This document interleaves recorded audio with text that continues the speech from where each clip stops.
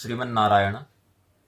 एक बहुत ही आनंददायक घटना घटित हुई है विनय झा के प्रकरण में, और इसीलिए मैं यह अंतिम वीडियो बना रहा हूं। क्या है कि विनय झा ने अधिक होशियारी दिखाते हुए कहा कि मैंने उसके सॉफ्टवेयर से शास्त्र प्रमाण चुराए हैं। उसने कोई सॉफ्टवेयर बनाया है जिसके विषय में मुझे आज से पहले ज्ञात नहीं था। तो क्या हुआ, उस व्यक्ति ने लिखा कि महिषासुर शब्द मेरे सॉफ्टवेयर में सर्च करो तो सभी शास्त्रों की, वो बहुत सारे शास्त्रों की, पुराणों की और उक्तियां उदाहरण उसमें मिल जाएंगे। तो उसने महिषासुर का एक सैंपल स्क्रीनशॉट डाला अपने सॉफ्टवेयर से और यह सिद्ध करने का प्रयास किया कि हमने जो शास्त्र प्रमाण लिए हैं वो उसके सॉफ्टवेयर से चुराए हैं, न कि स्वतंत्र अध्ययन हमारा है। इसके बदले में मैंने ग्रंथों के मूल चित्र डाल दिए कमेंट में, यह कहते हुए कि देखो मैंने इस मूल ग्रंथ से लिया है। बहुत पुरानी पुरानी प्रतियां थी, उसका हमने स्क्रीनशॉट डाल दिया। ये फोटो मोबाइल का लेकर उससे ग्रंथ से, मूल ग्रंथ का फोटो डाल दिया। अर्थात मैंने सिद्ध किया कि मैंने तुम्हारे सॉफ्टवेयर से कुछ भी नहीं ग्रहण किया है।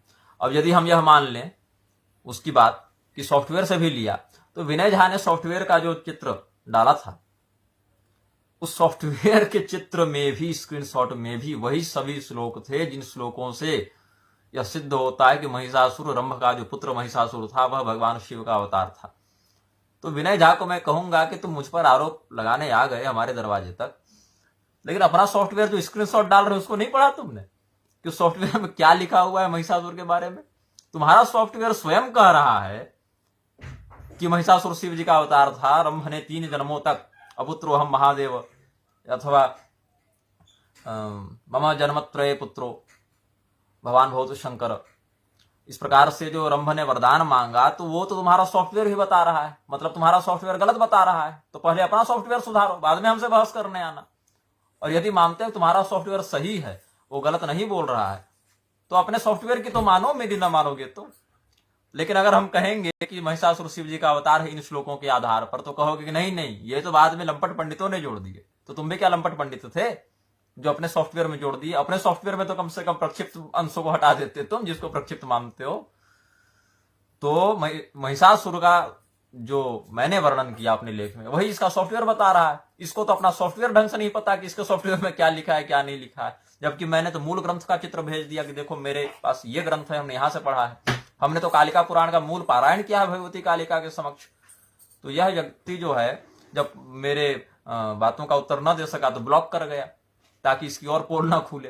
ये व्यक्ति एक बार कहता है कि मैं इसके लेखों को चुराकर और प्रसिद्धि प्राप्त कर रहा हूं, मतलब मेरे ज्ञान का आधार इसके लेख हैं। मैंने अभी तक 25 ग्रंथ लिखे हैं। 25 ग्रंथों में तुम दिखाओ कि कौन सा अंश तुम्हारे लेख से चुराया गया है, यह सिद्ध करो।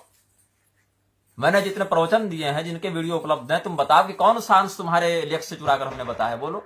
मैं फेसबुक पर तुम्हारे लेख शेयर करता था, कॉपी पेस्ट करता था, लेकिन वो मैंने डायरी की तरह ही मैं प्रयोग करता हूं ताकि मैं आराम से उसको पढ़ सकूं, या खोजने पर उसका संदर्भ मिल सके, जब ताकि मैं खंडन कर सकूं। इसके लिए कोई समर्थन करने के लिए थोड़े। तो मैं तो केवल डायरी के प्रयोग में करता था वो टाइमलाइन को, कि सारे लेख सुरक्षित रहेंगे तो पढ़ेंगे आराम से कि कौन व्यक्ति क्या लिख रहा है, किस लेखक या प्रोफेसर या चिंतक की क्या विचारधारा कहां जा रही है, ताकि मैं उसकी समीक्षा कर सकूं। इसके लिए मैं सारा प्रमाण एकत्र कर रहा हूं। मिलेगी तो हमारे घर में कुरान, बाइबल, गुरु ग्रंथ सब मिलेंगे, धम्मपद इत्यादि सब मिलेंगे। पढ़ेंगे तब तो सामने वाले के विचार को जानेंगे, तो खंडन अथवा समर्थन करेंगे। तो मैं तो रामभद्राचार्य का खंडन करने के लिए उसके ग्रंथ को मंगाया, रामभद्राचार्य के ग्रंथ को पढ़ा, तब तो मैंने खंडन किया ना। तो तुम्हारे लेखों को अगर मैं पढ़ रहा हूं, डाल रहा हूं, तो क्या मैं तुम्हारा भक्त बन गया? अपना सॉफ्टवेयर पढ़ लो भाई कम से कम, जहां स्वयं कह रहा है तुम्हारा सॉफ्टवेयर कि महिषासुर शिव जी का अवतार था, देखो ये श्लोक, ये श्लोक, ये श्लोक। तो हमें ब्लॉक करके कुछ नहीं होगा। तुम जितना मेरा निग्रह करने का प्रयास करोगे, स्वयं उतना ही फंसोगे, क्योंकि निग्रहाचार्य मैं हूं, तुम नहीं हो। तुम विनय झा हो, विनय का प्रदर्शन करो। अपने मिथिला की परंपरा का वर्षकृत्य तुम नहीं मान रहे हो भाई। क्या मैथिल हो तुम, जो अपनी परंपरा के इतने महान वर्षकृत्य ग्रंथ को नहीं प्रमाण मानता, अपनी परंपरा के विरुद्ध जा रहा है, मिथिला की परंपरा के विरुद्ध जा रहा है, और अपना सॉफ्टवेयर भी दिखा रहा है स्क्रीनशॉट मेरे विरोध में, उसमें भी मेरा ही समर्थन मिल जा रहा है। और जब उत्तर नहीं दे पाता तो ब्लॉक कर देता है। ये तो विनय झा की विद्वत्ता है। विनय झा ने स्पष्ट लिखा था कि कलयुग की देन है महर्षि शब्द। ये उपाधि जो है वो वेदों में कहीं नहीं मिलेगी। मैंने गोपथ से प्रमाण दे दिया, अथर्वपरिशिष्ट से प्रमाण दे दिया, अनेकानेक उपनिषदों से प्रमाण दे दिया। एक ऐसा विद्वान है जो कहता है वेदों में कहीं नहीं है। अपना सॉफ्टवेयर भी देख लेता अगर उसमें वेद डाले हुए होंगे तो, कि मिल जाएगा कि नहीं मिल जाएगा प्रमाण। फिर भगवान श्री कृष्ण ने जो कहा महर्षिणांग भृगुरहम अथवा महर्षय सप्त पूर्वे, तो वहां से भी तुम प्रमाण ग्रहण कर सकते थे कि श्रीमद् भगवद गीता भगवान श्री कृष्ण ने द्वापर युग में कही तो वह कलयुग से पहले ही कही थी। अनेकानेक बृहद देवता में अगस्त मुनि के लिए 5वें अध्याय में देख लो, संभवतः शौनक जी ने महर्षि शब्द प्रयोग किया है। ये सब तो कलयुग के पहले के ग्रंथ है ना। लेकिन तुमको तो महिषासुर सिद्ध करना है 1750 ईस्वी में। ये सब का कहीं शास्त्र प्रमाण दे पाओगे? 1750 ईस्वी में जो है सो महिषासुर के समान सिंह धारण करने वाले भैंसे के सिंह वाले राजवंश थे। है कोई शास्त्र प्रमाण? नहीं है। सॉफ्टवेयर भी उठाकर लाया तो हमारे ही समर्थन में वह मिल गया। इसको सॉफ्टवेयर भी इसका साथ नहीं दे रहा है, और जब उत्तर नहीं दे पाया तो ब्लॉक करके भाग गया और मेरा निग्रह करने चला है। तो ऐसे धूर्तों से सावधान रहना चाहिए। जो क्या कहते हैं क्या लिखते हैं इसका कोई शास्त्र प्रमाण होता नहीं, कहीं का ईंट कुनबा जोड़कर कुछ भी सिद्ध कर देते हैं। श्रीमन नारायण। श्रीमन नारायण। वैसे तो यह वक्तव्य हम जारी नहीं करते, लेकिन कुछ लोगों को खाना नहीं पचता है। हम अगर वक्तव्य जारी न करें तो उनको अनपच हो जाती है, इसीलिए हम यह वक्तव्य जारी कर रहे हैं। क्या है कि जब लोग हमसे शास्त्रीय प्रमाणों के आधार पर विजयी नहीं हो पा रहे हैं तो मैंने देखा है कि दुष्प्रचार में लगे रहते हैं। रामभद्राचार्य के पक्षधर बता रहे थे कि मैं मुसलमान हूँ, विनय झा कहता है कि मैं मांसाहारी हूँ। रामभद्राचार्य के पक्षधरों का कहना था कि मेरा आधार कार्ड में नाम कृष्णकांत है। विनय झा का कहना है कि मैं इसकी हत्या का प्रयास कर रहा था, सुदर्शन चलाऊंगा और धूमकेतु चलाऊंगा, ये सब कह के। तो कहने का तात्पर्य यह है कि शास्त्रीय विषय जिस पर चर्चा प्रारंभ हुई है उसको छोड़ के बाकी सारी बकवास इन लोगों से करा लो, और उसके बाद शास्त्रीय प्रमाणों को जब ये नहीं पचा पाते हैं तो एक ही मार्ग इनके पास बचता है, वह है कह देना कि इनको किसी ने बाद में मिला दिया, ये वास्तविक मूल ग्रंथ के अंश नहीं है, ये प्रक्षिप्त है। इनके पास एक ही ब्रह्मास्त्र बचता है, यह प्रक्षिप्त है। बस किसने किया, कब किया, किस कालखंड में किया, कोई मतलब नहीं। अब कल हमने वेश्या वाले शब्द पर जो निरुत्तर तंत्र के आधार पर बताया तो ये लोग नया तर्क लेकर आए हैं इसके विरोध में कि ये तो सभी तीर्थों को वेश्यालय घोषित कर रहा है। बिल्कुल भी, मतलब अगर कोई हलाला का मैथुन कर रहा है और कोई गर्भाधान का मैथुन कर रहा है तो ये दोनों को एक ही समझेंगे, है ना।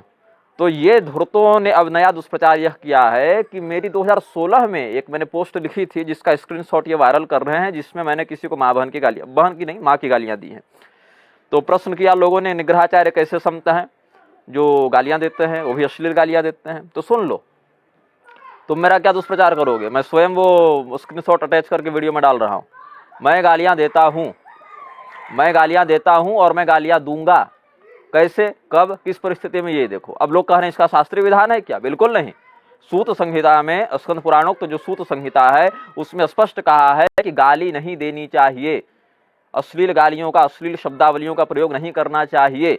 ये बिल्कुल शास्त्रीय सिद्धांत है कि अपशब्दों का प्रयोग नहीं होना चाहिए।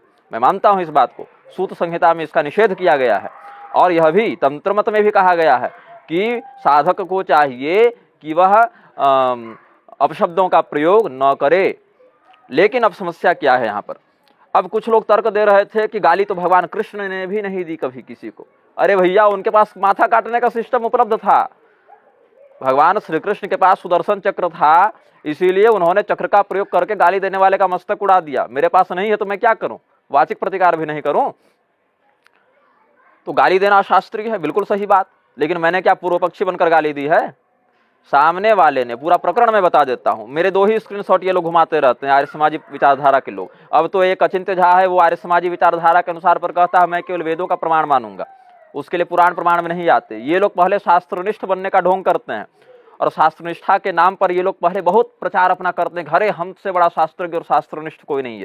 लेकिन शास्त्र से प्रमाण दो तो शास्त्र को नकारने में इनको 1 सेकंड नहीं लगता, और शास्त्र की हिंसा करने के बाद ये कहते हैं हम केवल वेद को मानेंगे। जबकि वेद में भगवान, वेद छांदोग्योपनिषद में स्पष्ट जो है सो कहते हैं कि पुराण भी प्रमाण में परिगणित हैं, जो विद्यास्थानों के वहां पर चर्चा किया है छांदोग्य श्रुति में। तो ये लोग वेद को भी नहीं मानते, क्योंकि वेदों के आधार पर ही हम पुराणों का प्रमाणत्व सिद्ध कर चुके हैं रामभद्राचार्य के विरुद्ध अपने लेखन में। लेकिन ये लोग को मानना नहीं है। अच्छा, वेदों में भी ये, अब विनय झा को देख लो आप लोग। विनय झा का कहना है वेदों में महर्षि उपाधि नहीं है, ये तो कलयुग की देन है। जबकि मैंने वेदों से ही, गोपथ से, अथर्व परिशिष्ट से, प्रणवोपनिषद से, दक्षिणामूर्ति उपनिषद से, नारायण पूर्वतापनी श्रुति से सबसे प्रमाण दे दिया। तो वेदों को भी प्रमाण मानने वाले ये लोग नहीं हैं, केवल एक बहाना बनाकर रखा है कि हम वेदों को प्रमाण मानते हैं, जबकि वेदों को प्रमाण मानने वाला व्यक्ति असंदिग्ध रूप से पुराण स्मृति आगम इतिहास आदि को भी प्रमाण के रूप में परिगणित करेगा। तो अब मुख्य समस्या यहाँ पर क्या है? गाली। तो मैं गाली देता हूं यदि कोई गाली सुनने का काम करे। मैं ऐसा संत नहीं हूं कि तुम मुझे माँ बहन की गालियां देते रहो तो मैं माथा झुकाकर सुन लूंगा। ऐसी सारस्वत सिद्धि हमारे पास नहीं है कि कोई मुझे गालियां दे और मुझे अपनी सिद्धि बचाने के चक्कर में माथा झुकाकर सुनना पड़े। बिल्कुल नहीं, कदापि नहीं। किसको मानोगे? वेद को मानोगे, प्रमाण पुराण को मानोगे, स्मृति को मानोगे, तंत्र को मानोगे, इतिहास को मानोगे, आधुनिक नीतिकारों को मानोगे, किसको मानोगे? जहां से मानोगे वहां से प्रमाण देंगे। चलो प्रारंभ करते हैं तुम्हारा पोस्टमार्टम। अब पहली बात मैं प्रकरण बता दूं कि मैंने गाली क्यों दी, कब दी। 2016-15 की बात है।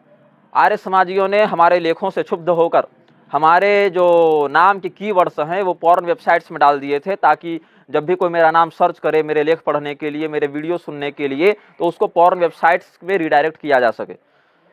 और इसीलिए हमने क्षुब्ध होकर उनका विरोध किया। तो वे लोग आए सामने और वेदव्यास जी को माँ बहन की गालियां देने लगे। मैंने मना किया तो मुझे गालियां देने लगे। फिर मैं 1 सप्ताह तक उन्हें समझाता रहा। जब मैं समझाता रहा वे नहीं माने, तब मैंने 1-2 पोस्ट माँ बहन वाली उनको उल्टा कर गालियां दी और उसके बाद वो शांत हो गए। आज तक 6 वर्षों में शांत है। तो सठे साठ्यं समाचरेत, इस नीति के आधार पर हमने उन सठों के साथ सठता का ही बर्ताव किया, क्योंकि हम अपूज्यों का पूजन नहीं करते हैं। अपूज्या यत्र पूज्यम ते पूजनीयो न पूज्यते, त्रीणि तत्र भविष्यन्ति दारिद्र्यं मरणं भयम्। तो हम केवल सम्माननीय जनों का ही सम्मान करते हैं, सबों का हम सम्मान नहीं करते हैं। अब समस्या क्या है? हमारे बड़े महाराज भर्तृहरियानंद नाथ जी ने नीति शतक लिखी थी, उसमें स्पष्ट कहते हैं, दाक्षिण्यं स्वजने दया परजने साठ्यं सदा दुर्जने। साठ्यं सदा दुर्जने, कोई दुर्जन आया है उसके साथ हम सम्मान का बर्ताव नहीं करते। सुन लो, चाहे तुम मेरी मान हानि करो, मान ना करो, छवि खराब करो, चाहे सुधारो। छवि का क्या है? 10 दिन में छवि बनती है और 10 दिन में छवि यहाँ बिगड़ती है। सोशल मीडिया में हमारी छवि बिगाड़ेंगे लोग। मैं तो अपने मुंह पर वीडियो बनाकर कर रहा हूँ कि गाली सुनने का काम करोगे तो गाली दूंगा। समझ गई बात? तो दाक्षिण्यं स्वजने दया परजने साठ्यं सदा दुर्जने, प्रीति साधु जने नयो नृपजने विद्वज्जने स्वार्जवं शौर्यं शत्रुजने क्षमा गुरुजने नारी जने धूर्तता ये चैवं पुरुषा कलासु कुशलास्तेष्वेव लोक स्थितिः। संसार में टिके रहना है तो ये करना पड़ेगा, वरना दुर्जन तुम्हें नष्ट कर देंगे। इसीलिए क्या करो? दाक्षिण्यं स्वजने दया परजने, दूसरों पर दया करो। और अगर दूसरा वाला व्यक्ति दुर्जन है तो साठ्यं सदा दुर्जने, दुर्जनों से सठता का बर्ताव करो। और प्रीति साधु जने, और सज्जनों से प्रीति करो। ये नीतिकार कह के गए हैं नीति शतक में भर्तृहरि महाराज। तो मैं क्यों दुर्जनों से साधुता और प्रीति का बर्ताव करूं? ये दिखाने के लिए हम बहुत बड़े संत हैं। हम तो अपने कहते हैं हम संत नहीं हैं। ऐसा संत तो किस काम का कि हमको अपने धर्म की रक्षा के लिए और अपने सम्मान की रक्षा के लिए भी कुछ बोलना प्रतिबंधित हो जाए। सामने वाला जिस भाषा में समझ रहा था हमने समझा दिया और समझ गया वो, तो फिर शांत भी हो गया। लेकिन स्क्रीनशॉट रख लिया और दुष्प्रचार करते रहते तो करते रहो। अब क्या है आगे? जो महाभारत के अंतर्गत शांति पर्व का राजधर्म पर्व है, उसमें वामदेव प्रोक्त जो नीति सार है उसमें कहते हैं, पाद लग्नं करस्थेन कंटके नैव कंटकम। जैसे कांटा चुभ जाता है तो उसको कांटा से ही निकालना पड़ता है, वैसे ही सठारांग सचिवानां च म्लेच्छानां च महीपते एष उक्त उपायानां उपेक्षा बलवत्तम। जो 60 जन हैं, जो सचिव कुसचिव हो जाते हैं, आगे स्पष्ट किया, और म्लेच्छ जनों के साथ इसी प्रकार का उपेक्षा का बर्ताव करे, सम्मान का बर्ताव न करे। और उपेक्षा का अर्थ केवल यह नहीं है कि हम उनको इग्नोर मारने लगे या ब्लॉक कर दिए, उनसे पीछा छुड़ा लिए, नहीं। अपितु आगे दंड का भी विधान उसी अध्याय में किया। आगे कहते हैं, चंडाल म्लेच्छ जाति नाम दंडे नैव निवारणम, उनको दंड दे। तो दंड के भी 3 प्रकार होते हैं, वाग दंड, मनोदंड, काय दंड, 3 प्रकार के दंड भी होते हैं। तो चांडालम वृक्ष जाति नाम दंडे नैव निवारणम शठानां दुर्विनीतैश्च पूर्वयुक्तं समाचरेत। यह भी कहा महाभारत के शांति पर्व में, जो राजधर्म पर्व है उसमें वामदेव प्रोक्त नीति सार में कहा। अब हम तो भगवान नारायण के उपासक हैं, भगवान नारायण भी सठों के साथ यही बर्ताव करते हैं। हाँ, उनके पास गला काटने का सिस्टम है तो सठों का मस्तक उड़ा देते हैं। हमारे पास वो सिस्टम अधिकार अभी नहीं है, वरना हम भी इतना वीडियो नहीं बना रहे होते, अभी तक प्रबंध कर चुके होते। भगवान के परम भक्त जयदेव कवि क्या कहते हैं? कल्कि भगवान की स्तुति बड़ी सुंदर उन्होंने की है। मूढ़ो लंघित सत्पथो यमिति संक्रुद्ध सठानां हठाद यह शिरशाण कृपाण पाणिरलुना तस्मै नमः कल्किने। यह मूढ़ सतपथ से भटक गया है सज्जनों की मर्यादा का अतिक्रमण कर रहा है और यह शठ हो गया है, ऐसा समझकर भगवान कल्कि उन शठों का क्रुद्ध भाव से उनके मस्तक को अपने तलवार से काट देते हैं। हम उन भगवान कल्कि की उपासना करते हैं, यह समझ लेना तुम। तो मैं गाली दूंगा अगर गाली सुनने का काम करोगे। जिस दंड का तुम भागी हो वह दंड तुम्हें प्रदान किया जाएगा।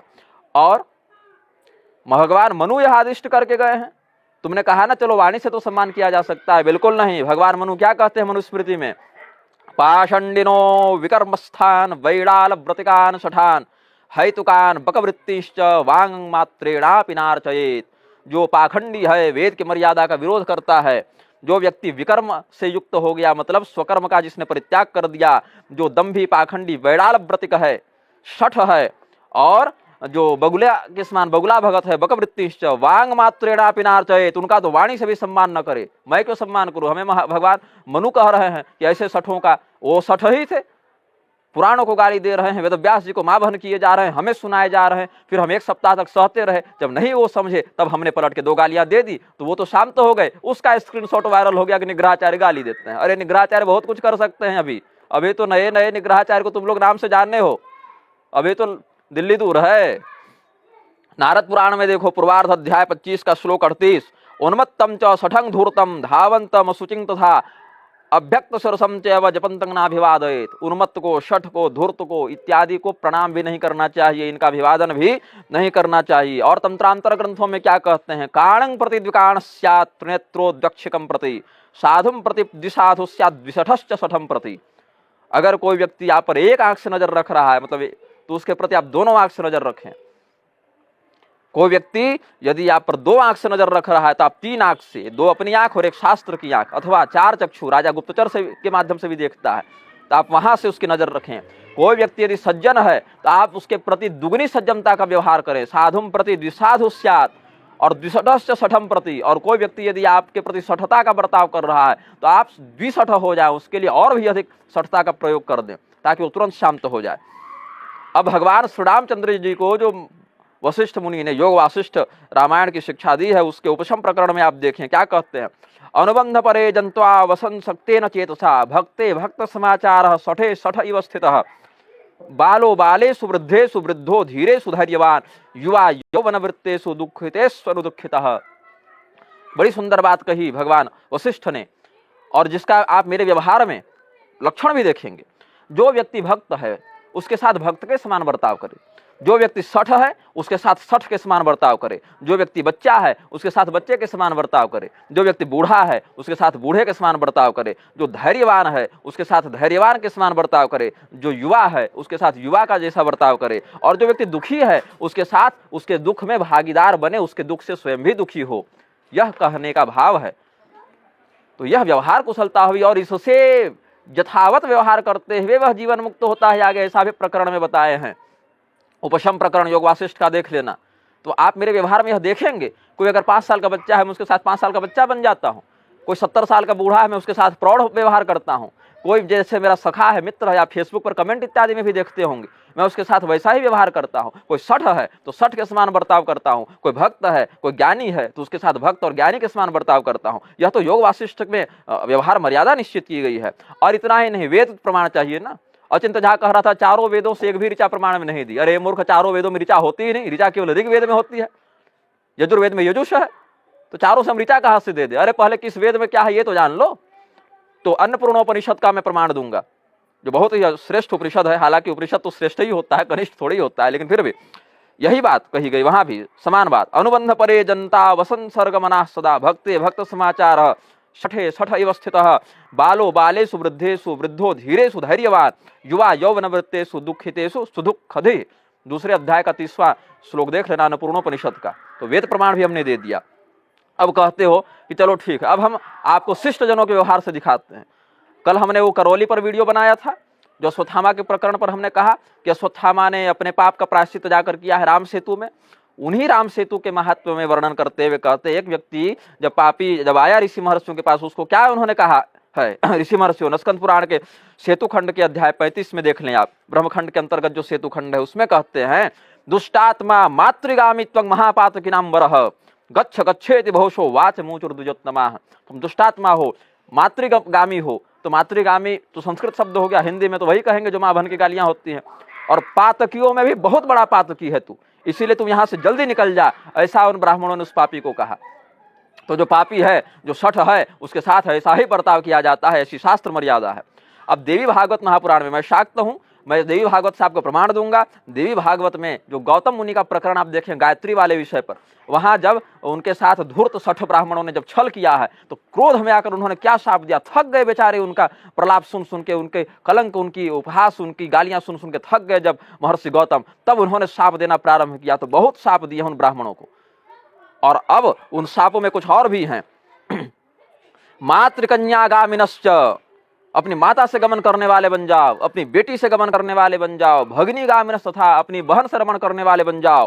परस्त्री लंपटा, परस्त्री से लंपट के समान बर्ताव करने वाले हो जाओ, व्यभिचारी हो जाओ, परस्त्री गामी हो जाओ। सर्वे परस्त्री लंपटा सर्वे भवत ब्राह्मणाधमा, गालियां देने लगे उनको, शाप देकर उसमें नियोजित करने लगे उन अधर्मों में। माता से, बहन से, बेटी से, परस्त्री से तुम रमण करने वाले बन जाओ हे अधम ब्राह्मणों। क्योंकि छल किया था उन्होंने, शठता का व्यवहार किया था। तो वेद से हमने प्रमाण दे दिया, पुराण से दे दिया, तंत्र से दे दिया, स्मृति से दे दिया, इतिहास से दे दिया और नीति शास्त्र से भी दे दिया। तो जो शठ है उसके साथ में शठता का ही बर्ताव करता हूं। कोई यह सोच ले कि आकर मुझे माँ बहन सुनाकर चला जाए, मैं समझाता हूं। आमतौर पर मैं गालियां नहीं देता, न देता हूं न लिखता हूं, लेकिन अगर देता नहीं हूं, लिखता नहीं हूं तो सुनता भी नहीं हूं। अगर सुनाने आओगे तो तुम्हारे साथ भी वही व्यवहार किया जाएगा जिसके तुम पात्र हो। सठे साठ्यं समाचरेत। तो यह मत सोचना कि तुम मुझे कहोगे अरे आप तो संत हैं, कैसा संत है ये जो गालियां देता। अरे गालियां अभी बहुत कुछ शेष है, तुम गाली में डर गए लाला। यहां तो शास्त्रों ने कहा वेद निंदक की जिह्वा काट ले, हाँ तुम गालियों में डर गए। तब तो तुम उन सभी ऋषि महर्षियों को कह दोगे कैसे ऋषि तो शाप देते थे। हालांकि मैं ऋषि महर्षि नहीं, लेकिन अगर एक प्रमाण में देख ले, लक्षणात्मक देख ले, तो धर्म विरुद्ध आख्यान करने वाले धूर्त शठ के प्रति ऋषि महर्षियों ने शाप का व्यवहार किया, अपशब्द का व्यवहार किया, क्योंकि वह उसी लायक था। वेन को ऋषि महर्षियों ने भस्मीभूत कर दिया, उसके प्राण हरण कर लिए, क्योंकि वह अधर्म की ओर जा रहा था और ऊपर से बहसबाजी अनावश्यक कर रहा था। तो कोई आकर यह सोचेगा कि मैं निग्रहाचार्य को माँ बहन की गालियां दे दूं और सामने वाला मुझे नहीं देगा, तो ये गलतफहमी मत रहना। मैं गालियां न देता हूं और न सुनता हूं। अगर तुम सुनाओगे एक सीमा तक समझाऊंगा, नहीं समझोगे तो तुम्हारे साथ वही व्यवहार किया जाएगा जिसके तुम पात्र हो।